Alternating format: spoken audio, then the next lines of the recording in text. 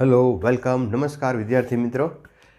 Last લેક્ચરની અંદર આપણે ચરઘાતાંકીય નિયમો, ક્ષય દર, એક્ટિવિટી અને એને લગતી થોડીક ડિસ્કશન, અર્ધાયુષ્ય એક ભણ્યા હતા. બરાબર, આટલી વસ્તુનો આપણે સ્ટડી કરેલો. મિત્રો, એને થોડુંક રિવાઇઝ કરીએ. એની અંદરનું જે ઇમ્પોર્ટન્સ છે એને આજે આપણે અહીંયા સમજવાનો પ્રયત્ન કરવાનો છે. થોડીક વસ્તુ મેં અહીંયા નોટ કરેલી છે, જે આ દરેક વસ્તુની સાબિતી આપણે છેલ્લા લેક્ચરની અંદર આપી ગયા છે. જો એ લેક્ચર ન જોયો હોય તો પહેલાં એને જોજો, પછી આ વસ્તુ કરજો. અચ્છા, અહીંયા પહેલો જે વસ્તુ છે જુઓ તો ચરઘાતાંકીય નિયમ છે.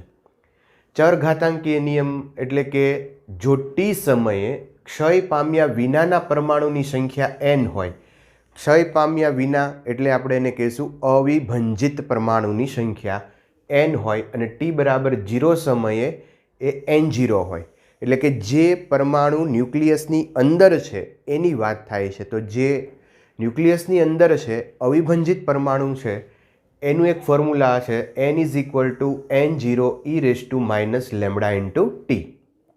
તો કોઈ પણ સમયે તમે અવિભંજિત પરમાણુની સંખ્યા મેળવી શકો આ ફોર્મ્યુલાનો ઉપયોગ કરીને. n0 છે એ પ્રારંભની અંદર અવિભંજિત પરમાણુની સંખ્યા છે. અચ્છા, હવે અંદર છે એ સંખ્યા મેળવવા માટેનું આ સૂત્ર છે, પણ અંદરથી જે પરમાણુઓ બહાર આવી ગયા છે એ પરમાણુ મેળવવાની સંખ્યા આપણે ગોતવી હોય તો અહીંયા n0 - n કરવું પડે. એટલે કે ધારો કે 6 અવિભંજિત પરમાણુ છે. હવે આનું વિભંજન થઈ અને ધારો કે 2 પરમાણુ અહીંથી બહાર આવતા રહ્યા. બરાબર, તો શરૂઆતમાં જે સંખ્યા હતી એ 6 હતી. બરાબર, હવે અહીંયા અંદર અત્યારે કેટલા છે? 4 છે. તો બહાર કેટલા ગયા હશે? 2. તો આ શરૂઆતની સંખ્યા n0, કોઈ ટી સમયે અવિભંજિત પરમાણુની સંખ્યા n, એ બંનેની બાદબાકી કરો એટલે n'. n' એટલે ક્ષય પામતા અથવા તો વિભંજન પામતા પરમાણુની સંખ્યા છે એ n0 1 - e⁻ λ/t. આમને n0 આમ રીતે તમે મેળવી શકો, n - n0 e⁻ λ/t. અહીંયા ફોર્મ્યુલા આ રીતે થાય મિત્રો, n0 - n, અને nની વેલ્યુ તમે મૂકો n0 e⁻ λ/t. એમાંથી n0 કોમન લઈએ આપણે તો આ ફોર્મ્યુલા આવશે n0 1 - e⁻ λ/t. તો આ ફોર્મ્યુલા પણ યાદ રાખશું. આ ફોર્મ્યુલા એટલે એ ક્યારે મળે છે? તો કે કોઈ ટી સમયે ક્ષય પામતા પરમાણુની સંખ્યા, ન્યુક્લિયસની સંખ્યા, ન્યુક્લિયોનની સંખ્યા, અહીંયા ઘણા બધા શબ્દો વાપરી શકાય છે, પણ વસ્તુ એક જ છે કે જે ન્યુક્લિયસમાંથી બહાર આવે છે એની વાત થાય છે. યસ, હવે અહીંયા 2 વક્ર દોરેલા છે. આ ક્ષય વક્ર છે કે જે n0 e⁻ λ/t ને અનુસરે, એટલે કે જેમ જેમ સમય વધતો જાય એમ પ્રારંભની સંખ્યા છે એ ઘટતી જાય. અચ્છા, આ વૃદ્ધિ વક્ર છે. વૃદ્ધિ વક્ર એટલે બહાર આવતા, તો જેમ જેમ સમય વધતો જાય એમ બહાર આવતા પરમાણુની સંખ્યા વધતી જાય છે. તો આ વૃદ્ધિ વક્ર થયો, અને આ છે એ ક્ષય વક્ર. અને કઈ ફોર્મ્યુલાને અનુસરે છે એ પણ અહીંયા મેં નોટ કરેલું છે. ઓકે મિત્રો, હવે અહીંયા એક્ટિવિટીની ચર્ચા કરેલી છે. તો એક્ટિવિટી છે એ રેડિયો એક્ટિવ નમૂનાના ક્ષયનો દર છે. આખો જે તત્વ છે, આખું નમૂનો છે એનો ક્ષય દર બતાવે છે. R = -dn/dt or λn or R0 e⁻ λ/t. આમાંથી કોઈ પણ સૂત્ર તમે યુઝ કરી શકો. એ જ રીતે દળના સંદર્ભમાં જો આપણે લખવું હોય તો m = m0 e⁻ λ/t.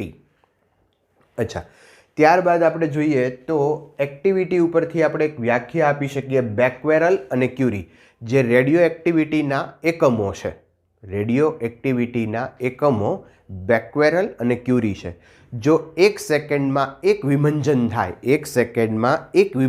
થાય તો એ એક બેક્વેરલ, એને એક બેક્વેરલ કહેવાય. એક્ટિવિટી છે ને એક બેક્વેરલ કહેવાય.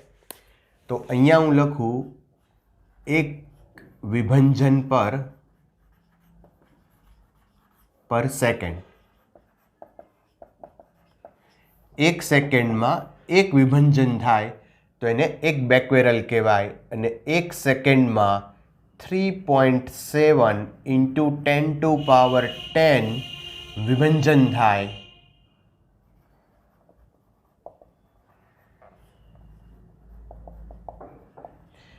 1 સેકન્ડમાં 3.7 × 10⁻10 વિભંજન થાય તો એને એક ક્યુરી કહેવાય. તો એને એક ક્યુરી કહેશું.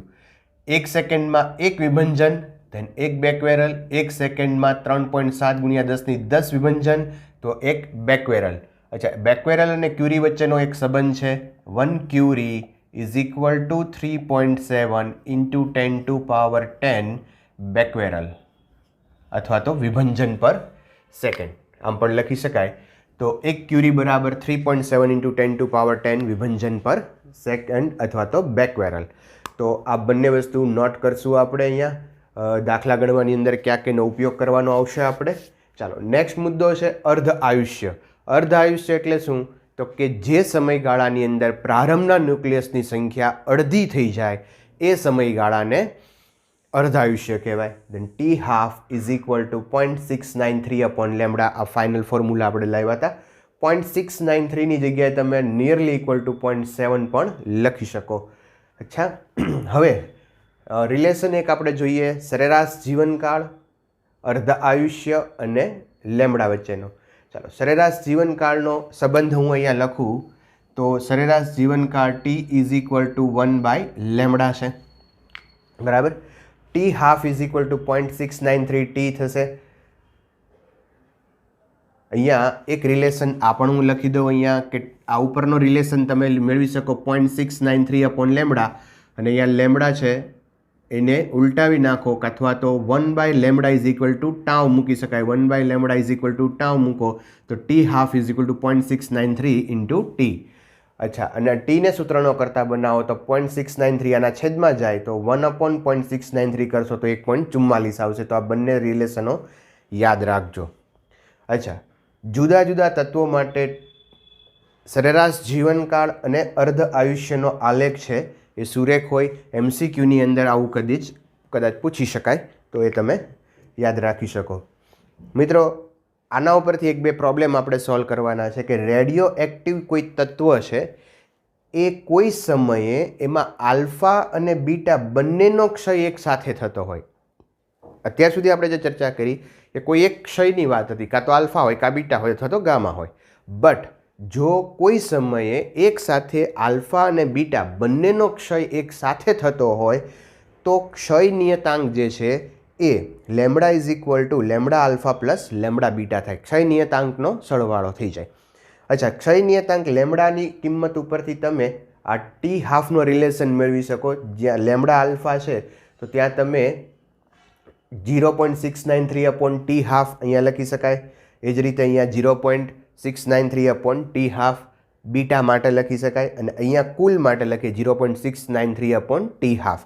તો એના ઉપરથી મેં આ સૂત્ર લખ્યું છે અહીંયા 1/ટી હાફ ઇઝ ઇક્વલ ટુ 1/ટી હાફ આલ્ફા પ્લસ 1/ટી હાફ બીટા. એટલે કે જો તમને અર્ધ આયુષ્ય આપ્યો હોય તો તમારે જ્યારે એકસાથે બંનેના ક્ષય થતા હોય તો આ ફોર્મ્યુલા યાદ રાખવું જોઈએ, વાપરવું જોઈએ.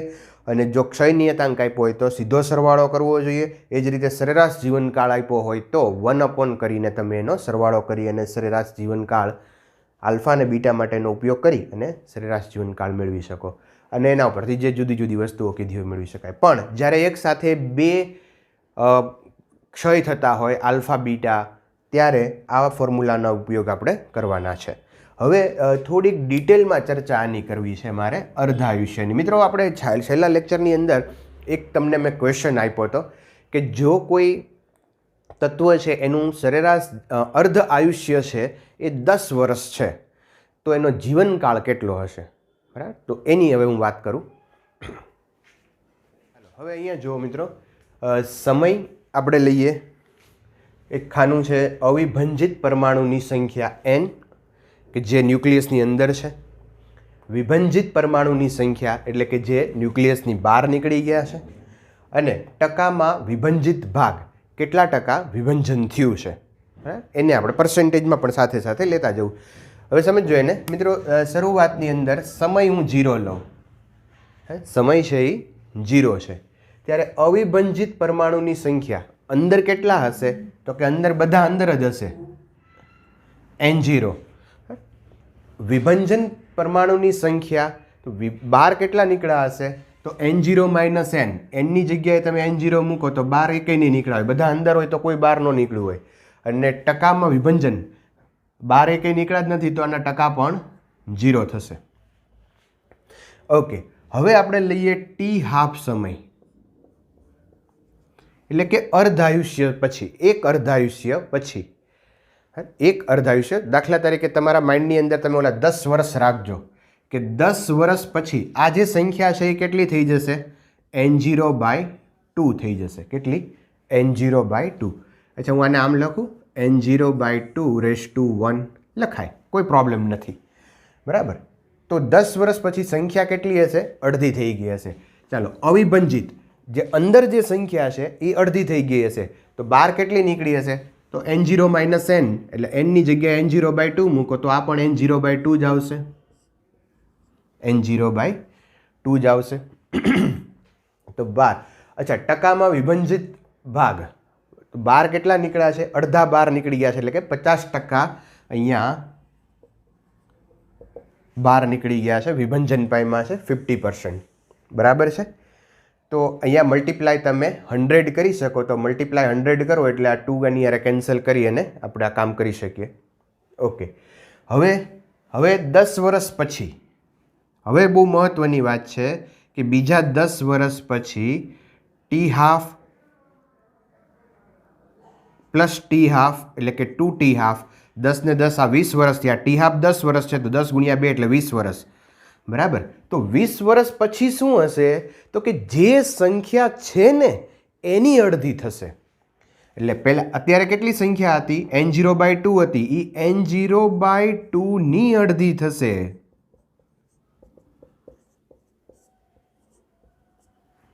સમજ્યા તમે? n0/2 ની અડધી થશે. કેવી રીતે કહેવા માગું છું સમજો. ધારો કે આ ન્યુક્લિયસની અંદર, ધારો કે શરૂઆતની અંદર 10 ન્યુક્લિયોન છે. કેટલા છે? 10 ન્યુક્લિયોન છે. હવે 10 વર્ષ પછી કેટલા થઈ જશે? અડધા, 5. પછી બીજા 10 વર્ષ પછી કેટલા થશે? તો કે આના અડધા થશે. જે છે ને એના અડધા થાય, 2.5. હવે તમે સમજ્યા કે જો તમે બધાએ આન્સર લખ્યો હોય 20 વર્ષ તો એ ખોટું, કારણ કે 20 વર્ષ તો થઈ ગયા પણ હજી અહીંયા ન્યુક્લિયસ તો છે જ, એનું જીવન પૂરું થયું નથી. હજી તમે 10 વર્ષ લ્યો તો અહીંયા કેટલા થઈ જશે? આ 250 ના કરી નાખો, 125, તો 1.25. હજી તમે 10 વર્ષ લ્યો તો આના અડધા થઈ જશે. બરાબર. આમ 10 વર્ષમાં અડધા થતા જે સંખ્યા છે ને એના અડધા થાય. આ વસ્તુ માઇન્ડમાં રાખજો. બરાબર. અહીંયા ભૂલ ન થાય એ વસ્તુ તમને ખબર હોવી જોઈએ. તો કોઈ પણ તત્વનો અર્ધ આયુષ્ય 10 વર્ષ હોય તો એનો જીવનકાળ 20 વર્ષ છે એવું કહી શકાય નહીં. બરાબર. તો ચાલો, two half is equal to n0/, જે સંખ્યા અહીંયા હતી એની મેં અડધી કરી નાખી. બરાબર. અહીંયા 2 ગુણ્યા 2 એટલે 2 ની 2 ઘાત લખાય. ચાલો, n0/4 આવ્યું અહીંયા. તો અહીંયા બાદબાકી તમે કરો, n0 માઇનસ n0/4 એટલે આ કેટલું થઈ જશે? 4 - 1 એટલે 3/4 n0, સોરી 3/4 n0. બરાબર. આમ થઈ ગયું. ચાલો, હવે આને 100 વડે ગુણી નાખો તો અહીંયા કેટલું થઈ જશે? આ 20, 25 તેરી 75. તો અહીંયા કેટલા ટકા? 75% ભાગ છે એ ક્ષય પામ્યો હશે. ચલો, આ ભરેલું. અહીંયા 100 વડે ગુણવાની જરૂર નથી, તમને તો આઈડિયા આવે એટલા માટે હું લખું છું. તો 75% ભાગ છે એ વિભંજન પામ્યો હશે. પહેલાં કેટલા ટકા પામ્યો હતો? 50%. પછી કેટલો થયો? 75% થયો. 100% નથી થઈ ગયો. જો આ 50ના અડધા થયા, 25 થયા ને, 25 આમાં એડ થયા એટલે 75 થયા. બરાબર. સમજો. હજી એક આપણે એક્ઝામ્પલ લઈ ખ્યાલ આવે. હજી એક 10 વર્ષ પછી, એટલે કે 3t half is equal two, અહીંયા સંખ્યા કેટલી થઈ જશે? કે તો અહીંયા 2 ગુણ્યા 2 ગુણ્યા 2 multiply 2 is equal two n0/2⁻3. અને અહીંયા આવી જશે 2⁻3 એટલે 8. n0 માઇનસ n0/8, તો અહીંયા 8 - 1 એટલે 7/8 n0. અને આને તમે 100 વડે ગુણો એટલે આની અંદર તમારે 75 ને બીજા આગળ આના આવશે ને 75 એટલે આના અડધા ટકા થઈ જશે. આના એને મલ્ટીપ્લાય 100 કરો એટલે કેટલા થઈ જશે જો 12.5 આમાં એડ કરવા પડે એટલે 5 ને 2 7 ને 87.5%, બરાબર, લગભગ 87.5% છે એ આવશે. તો તમે ખ્યાલ આવ્યો તમને કે 25% જે વધ્યા છે એના અડધા થયા છે. 25% જે અહીંયા વધ્યા હતા ને કે જે અંદર રહ્યા હતા કેટલા અવિભંજિત હતા 25%, એ 25%ના અડધા થયા. અથવા એવું ન ખબર પડે તો અહીંયા તમે મલ્ટીપ્લાય 100 કરી શકો છો જો તમને ટકામાં વિભંજિત ભાગ મળે છે. તો હજુ એક આપણે વિચારીએ અહીંયા ધારો કે 4t, હવે હું લઉં 4 નહીં પણ અહીંયા 4 5 6 7 nt હાફ લઉં, nt હાફ. તો nt હાફ લ્યો તો અહીંયા કેટલું થઈ જશે મિત્રો n0, સીધું આ લખીએ આપણે n0 2 અહીંયા 3 હતું તો 3 હતું, અહીંયા 2 હતું તો 2 હતું, અહીંયા 1 હતું તો 1 હતું, બરાબર. તો અહીંયા n છે તો અહીંયા n આવશે. તો n0/2n. અને અહીંયા કેટલું થઈ જશે તો કે n0 - n0/2n. આમાંથી તમે n0 કોમન કાઢી લ્યો તો અંદર રહેશે 1 - 1/2n, બરાબર. અને અહીંયા તમે જાઓ તો પર્સન્ટેજમાં આને મલ્ટીપ્લાય 100 કરવાના. તો આનો કોઈ અત્યારે અર્થ રહેતો નથી કારણ કે અહીંયા કોઈ આંકડાઓ છે નહીં એટલે આ પર્સન્ટેજમાં આવી ગયું. હવે એક બહુ અગત્યનો કોન્સેપ્ટ હું અહીંયા લઉં છું. જો અહીંયા આ જે છે એ સમય છે અને આ છે એ સંખ્યા n છે, બરાબર. તો આ બેનો ઉપયોગ કરીને આપણે ખૂબ જ અગત્યનો એક કન્સેપ્ટ લેવો છે મિત્રો. જો કે અહીંયા એક સૂત્ર લખીએ t = n t હાફ. nને સૂત્રનો કરતા બનાવો તો n = t/t હાફ. અચ્છા, હવે અહીંયા ફોર્મ્યુલા લઈએ. આ સૂત્ર છે એક બીજું આપણું n = n0 /2n. હવે અહીંયા n/n0 કરીએ, n/n0 તો અહીંયા થઈ જશે 1/2n. અચ્છા, n/n0 અને 1/2n ની વેલ્યુ આપણે મૂકીએ અહીંયા t/t હાફ, t/t હાફ. અને તમે આખાના છેદમાં લઈ લો, અહીંયા આખાના ઉપર લઈ લો તો પણ વાંધો નથી. બટ આ સૂત્ર છે એ ખૂબ જ અગત્યનું આવ્યું. n/n0 = 1/2t/t half. આમ પણ લખી શકાય કારણ કે 1ની તમે ગમે એટલી ઘાત કરો 1 જ થવાનું છે. તો આ એક સૂત્ર છે એ ખૂબ જ અગત્યનું છે મિત્રો. અને આના ઉપરથી ઘણા બધા દાખલાઓ આપણે સોલ્વ કરવાના છે. તો દાખલાઓ અને વિશેષ ચર્ચા છે એ નેક્સ્ટ લેક્ચરની અંદર આપણે કરશું. તો તબ તક કે લીએ થેન્ક યુ. આવજો. Take care.